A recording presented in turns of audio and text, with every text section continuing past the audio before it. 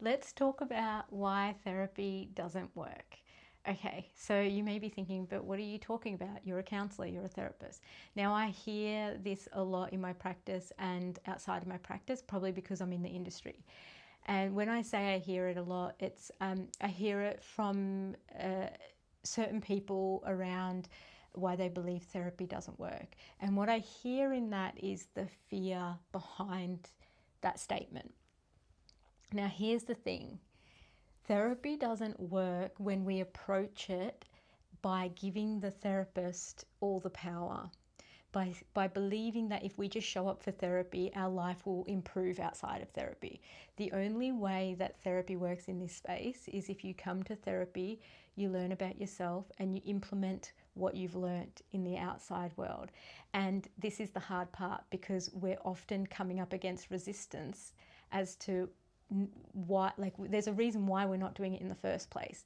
So we come up against resistance, and in order for us to work successfully in therapy, we need to show up consistently, so we can say, oh, I tried that thing and I didn't do it, and I had fear that came up around it. So then you work with that fear, you work with why it was hard to do, what was the resistance around there. But if you come to therapy sporadically, you actually don't find yourself really understanding your patterns and demonstrating that you're able to implement the learnings from it. Because firstly, sporadically coming to therapy means that you're not quite coming for a specific reason. You might be coming only when you're feeling like you're in crisis, or you might be coming only when you feel like it's valuable to come. So the important thing here is, if you've grown up disconnected from a part of you, whether it's disconnected from your emotions, or you've grown up being connected to your emotions but not really being seen and valued in that connection. So I feel like there's two spaces here.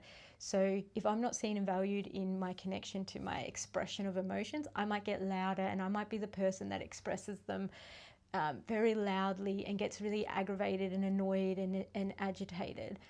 Or I might be the person that suppresses and represses my emotions, so I shut down and I withdraw, and I don't believe expressing emotions has value. So we can kind of see ourselves in these different areas. So therapy for someone who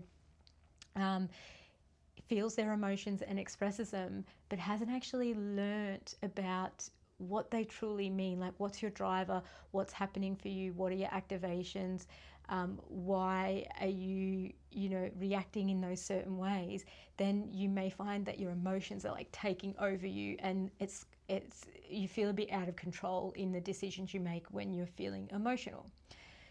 So therapy in this space is really connecting with your confidence, with your ability and your value and your ability to navigate your emotions and understand what the inner wisdom is of that. So to navigate your life through, this skill that I have already. Like, let's say you're on the other side where you've suppressed and repressed your emotions, then it takes, so both sides, it takes consistently showing up. And for this person here, it takes at least a year to understand what it's like to be vulnerable, feel your emotions, connect with your emotions, and also make decisions from the inner wisdom of your body.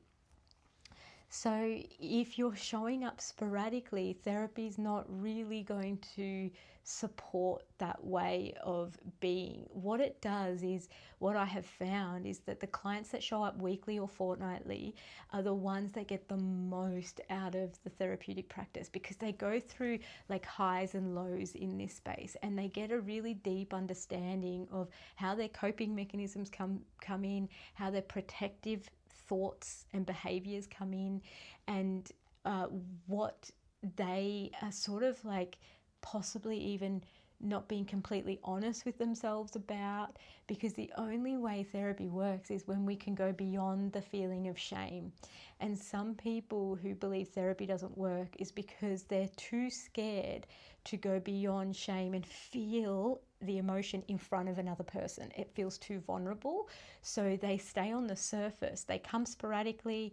They come maybe for an external validation, but they're not truly being honest with themselves and coming to feel the vulnerability of like not being good at something or having challenges in their life. And so it really, there's this deep honesty that's needed for therapy to work. So there's like that a space of like moving beyond the shame.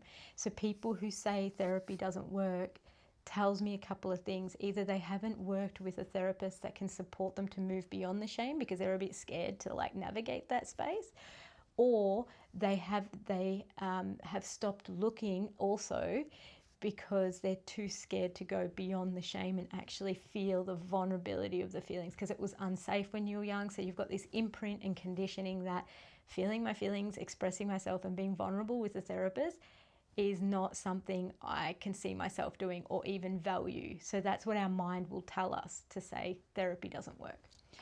Now I want to speak into therapeutic modalities because these are all the reasons as to how therapy can work, and maybe it doesn't suit you specifically. So it's the therapist, it's your attitude to being either open or closed to therapy. Many people think they're open when they're coming, and a lot of the time there's a closeness. And so it's also, so I think I said your therapist, whether you're open or closed to the process, and also the modality.